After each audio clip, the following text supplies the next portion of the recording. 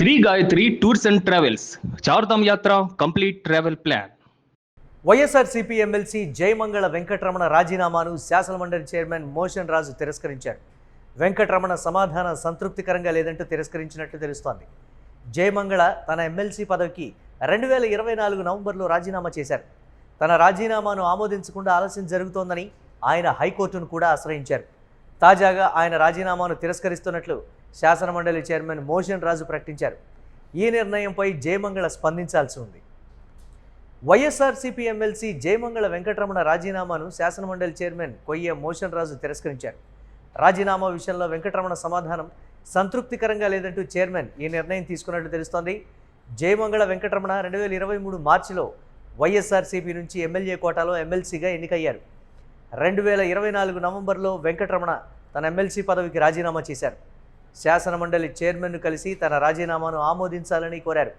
అలాగే తన రాజీనామాను ఎందుకు ఆమోదించడం లేదని ఏకంగా మండలి సమావేశాల్లోనే ప్రశ్నించారు.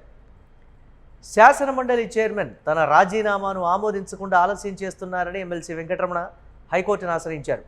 ఆ తర్వాత ఈ పిటిషన్ విషయంలో శాసనమండలి చైర్మన్ కౌంటర్ అఫిడవిట్ను దాఖలు చేయకపోవడంతో ఆయనకు 10,000 రూపాయల జరిమానా విధించారు. అలాగే 4 వారాల్లో వెంకటరమణ రాజీనామాపై నిర్ణయం తీసుకోవాలని గతేడాది సెప్టెంబర్లో హైకోర్టు ఆదేశించిన సంగతి తెలిసిందే.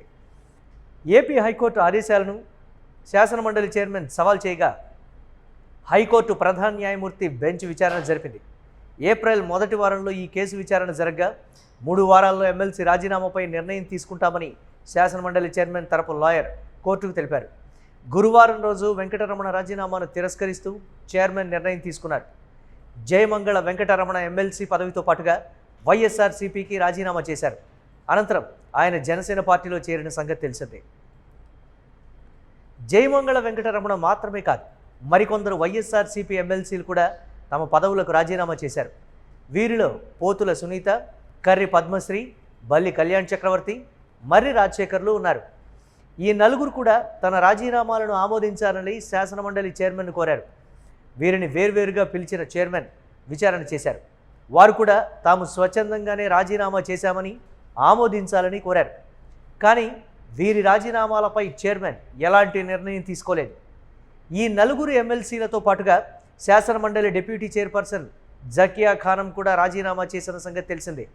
అయితే ఆమె పదవీకాలం జూలైలో ముగుస్తూ ఉండడంతో ఈ ఏడాది మార్చిలో తన రాజీనామాను వెనక్కు తీసుకున్నారు. జయమంగళ వెంకటరమణ స్వచ్ఛందంగా కాకుండా ఎవరో ప్రేరేపించడంతో రాజీనామా చేశారనే అనుమానాలున్నాయని కోర్టుకు తెలిపారు. ఈ కారణంగానే రాజీనామాను తిరస్కరించినట్లుగా వెల్లడించారు. మరోవైపు మండలిలో ప్రతిపక్ష నేత కూడా వైసీపీ ఎమ్మెల్సీల రాజీనామాల వెనుక ఏదో కారణం ఉందని చైర్మన్కు లేఖ రాసినట్లు సమాచారం.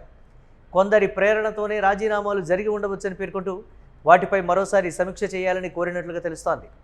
ఈ పరిణామాలన్నింటినీ పరిగణలోకి తీసుకున్న మండలి చైర్మన్ జయమంగళ వెంకటరమణ రాజీనామాను ఆమోదించకుండా తిరస్కరించినట్లుగా వెల్లడించారు.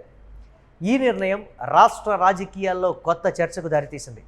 ఇకపై ఈ అంశం న్యాయపరంగా, రాజకీయంగా మరిన్ని మలుపులు తిరిగే అవకాశం ఉందని విశ్లేషకులు భావిస్తున్నారు.